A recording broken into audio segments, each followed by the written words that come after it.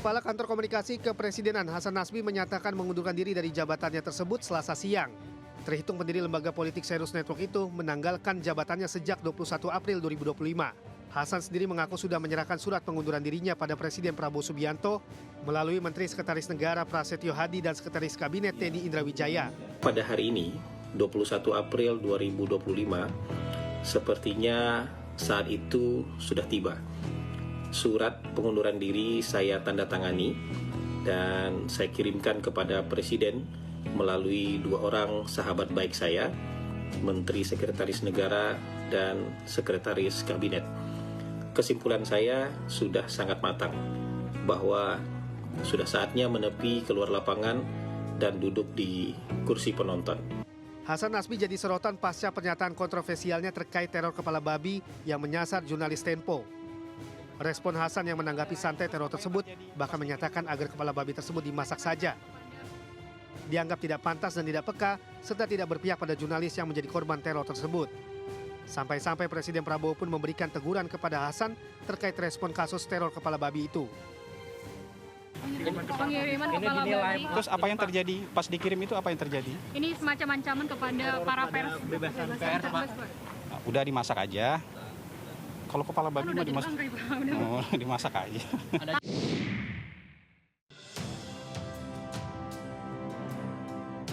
Kontes kecantikan dunia Miss World ke-72 pada tahun 2025 akan digelar di Telangana, India pada 31 Mei 2025 mendatang. Miss Indonesia 2024, Monica Kezia Sembiring akan berangkat menuju India mewakili Indonesia berkompetisi dengan 120 negara lainnya.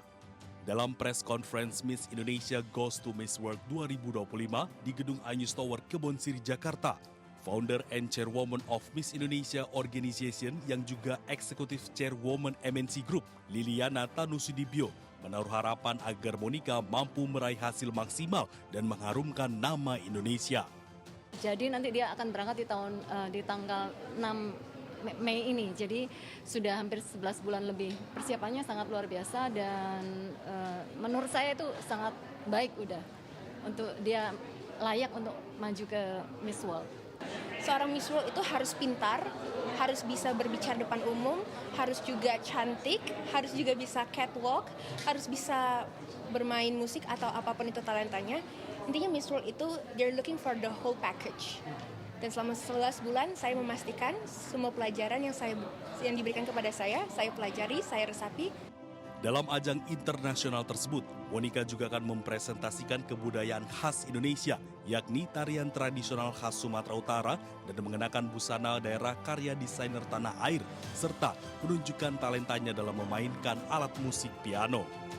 Di Miss World 2025, Monica Kezia juga akan mengangkat isu soal air bersih melalui proyek Beauty with a Purpose yang akan dibawakan dengan kepedulian sosialnya selama 8 bulan di Kampung Ciseke, Kabupaten Serang, Banten, bertajuk Pipeline for the Lifeline. Tim Liputan iNews melaporkan.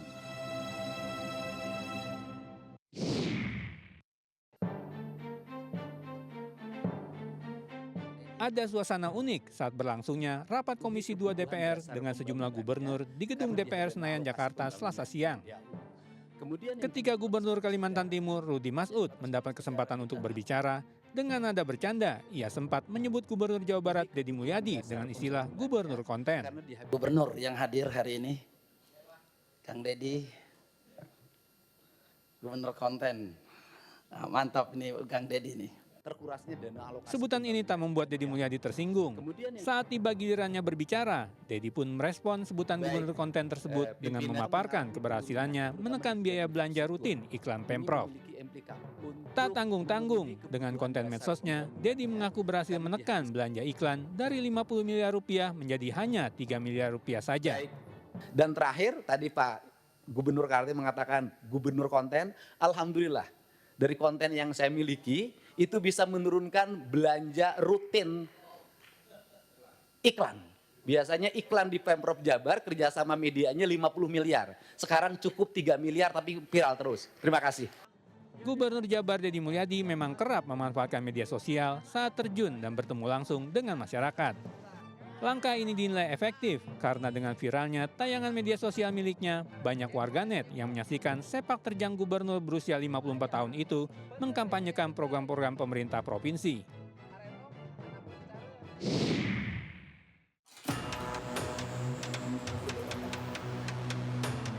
Kejaksaan Agung menggelar rekonstruksi kasus suap dan gratifikasi vonis lepas atau onslag serta perintangan penanganan perkara korupsi ekspor minyak sawit mentah atau CPO. Kejagung menghadirkan 8 tersangka, termasuk 3 majelis hakim Pengadilan Negeri Jakarta Pusat penerima suap, yakni Juyamto, Ali Mutarom, dan Agam Syarif Baharudin. Rekonstruksi dilakukan sebanyak 27 adegan untuk memperoleh kesesuaian dengan keterangan masing-masing tersangka seperti yang tertuang dalam berita acara pemeriksaan.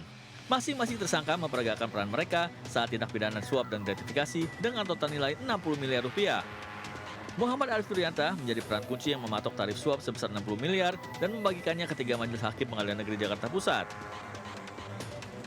Keterangan yang disampaikan oleh para yang bersangkutan, ya, baik sebagai saksi maupun tersangka, bagaimana perencanaannya, ya, baru hal-hal apa yang dibicarakan ketika bertemu, ya kan ke ujuk-ujuk misalnya, lalu permintaannya pada saat kapan, bagaimana sikap majelis, sehingga memastikan bahwa ini posisi yang memang betul sesuai dengan berita acara yang sudah disampaikan.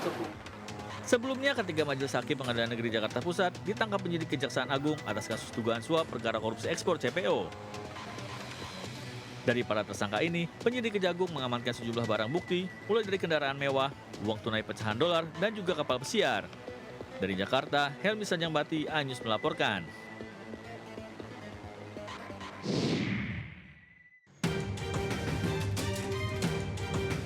Tim penyidik Jampitsus Kejagung menggeledah rumah mewah mantan pejabat Mahkamah Agung, Zaro Frikar, di kawasan Senopati, Jakarta Selatan pada Oktober 2024 lalu. Dari rekaman video terlihat penyidik menyisir beberapa kamar serta ruangan di rumah Zaro Frikar. Penyidik juga menggeledah lemari dan mengamankan sejumlah dokumen dari salah satu kamar. Dari penggeledahan ini, penyidik diduga menemukan catatan terkait penanganan perkara oleh Zaro Frikar. Tak hanya itu, tim Jampitsus juga mengamankan tumpukan uang di dalam sejumlah kontainer box. Di dalam kontainer box setinggi lutut ini terdapat bergepok-gepok uang memenuhi box tersebut. Penyidik dan pihak bank pun menghitung tumpukan demi tumpukan uang. Dan jumlahnya tidak main-main, yakni senilai 920 miliar rupiah dalam berbagai mata uang asing. Seperti dolar Amerika Serikat, dolar Singapura, dolar Hong Kong, euro, serta mata uang rupiah. Masih di kamar itu, tim Jampitsus juga mendapati box yang berisi uang hingga emas batangan. Setelah dihitung, emas batangan tersebut seberat 51 kg. Di video lainnya, petugas juga menyita sejumlah alat elektronik, seperti sejumlah ponsel dan beberapa laptop. Temuan ini menjadi dasar bagi Kejagung untuk menetapkan Zaro Frikar sebagai tersangka dalam kasus dugaan tindak pidana pencucian uang atau TPPU.